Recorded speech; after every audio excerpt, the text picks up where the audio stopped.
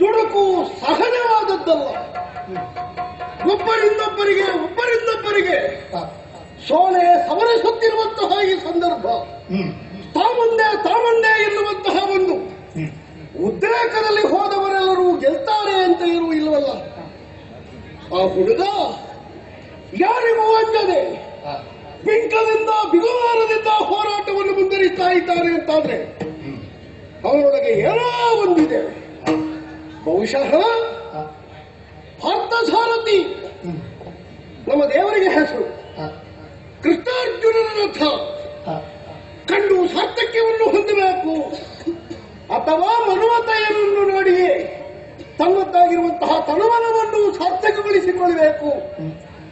ಕುದುರೆ ಕಟ್ಟುವ ಹಿನ್ನೆಲೆಯಲ್ಲಿ ಅವರದ್ದಾದಂತಹ ಇಚ್ಛೆ ಈಡೇರಿಕೆಗಳೆಲ್ಲ ಇದ್ದಂತೆ ನಾವು ಕೇಳಿಬಲ್ಲೆವು. ಇದರಲ್ಲಿ ಏನೋ ಒಂದು ವಿಶೇಷವಾದ ವಿಷಯ ಅಡಗಿದ್ದರಿಂದಲೇ ಈ ತೆರನಾದಂತಹ ಸೋಲು ಸವರಿಸ್ತಾ ಇದೆ ಅಂತ ನನಗೆ ಅರ್ಥ ಆಗ್ತದೆ.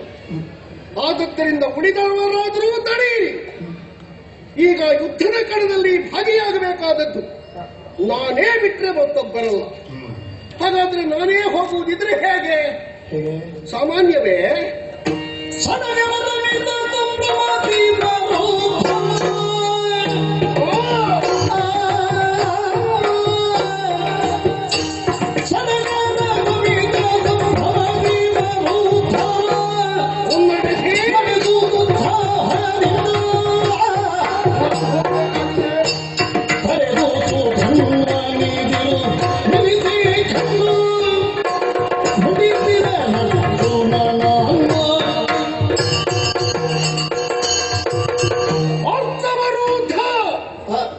ಚಂಪಕಾವತಿಯ ಮಣ್ಣಿನಲ್ಲಿ ಹೋರಾಡುತ್ತಿರುವಂತಹ ಸುಧನ್ವರ ಸಮ್ಮುಖದಲ್ಲಿ ನಿಲ್ಲುವಾಗ ಹೇಗಿರಬೇಕು?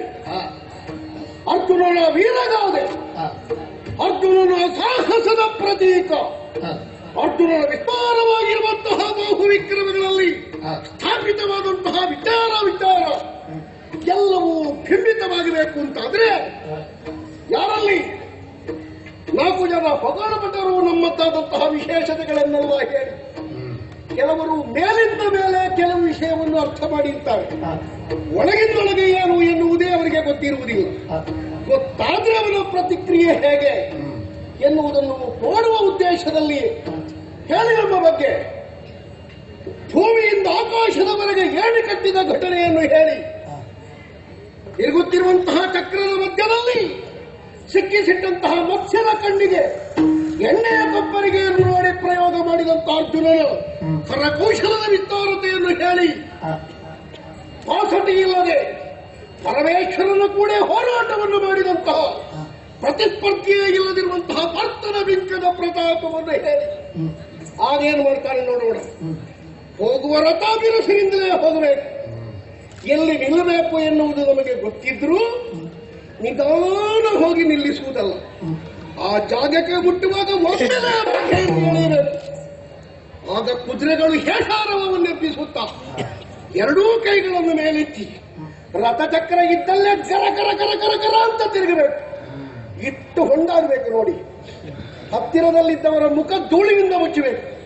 ಆಗ ಗೊತ್ತಾಗ್ತದೆ ಬಂದವರು ಅಣ್ಣ ಅಂತ. ಅದಕ್ಕಾಗಿಯೇ ಪರ್ವತದ ಸಿದ್ಧತೆಯನ್ನು ಮಾಡಿ ನಡೆಯೋಣ.